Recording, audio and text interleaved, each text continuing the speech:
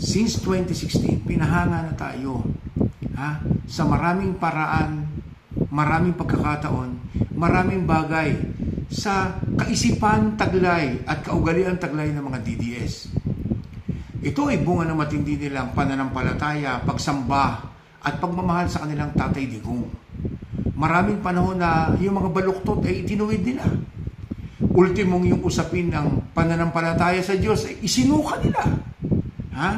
Saka ba naman, sinabi na ni Digong, your God is stupid, pero idinidepensa pa rin nila. At pilit na idinidepensa at itinatama yung mali.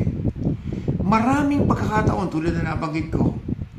At isa sa patuloy na magpapahanga sa ating mga ordinaryong mamamayang Pilipino sa kaisipang taglay at pag-uugalit asal ng mga DDS ay itong recently lamang na kung saan, nakakita naman natin, bumaha sa social media yung mga post ng DDS na kung saan sabi nila, Jinggoy, bayani ka.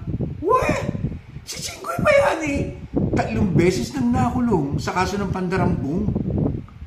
At ang pandarambong na ito ay ninakaw ay salapi ng ordinaryong mamamayang Pilipino, taxpayers' money.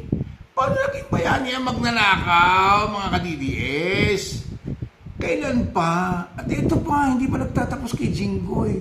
Meron pa silang iba pang uri ng bayani. Ito yung 18 kargador na mga utusan, taga-deliver ng isang korap na politisyan na nagtatago ngayon sa ibang bansa sa pagpapadeliver ng mga mali-malitang pera na galing sa nakaw sa kaban ng bayan.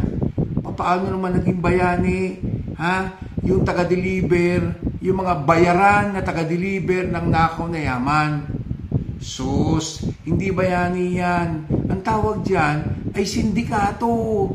Kaya kami naman bilang mga ordinaryong Pilipino na nagmamasid lamang at nakikita ang mga post ng DDS sa social media ay patuloy na-amaze.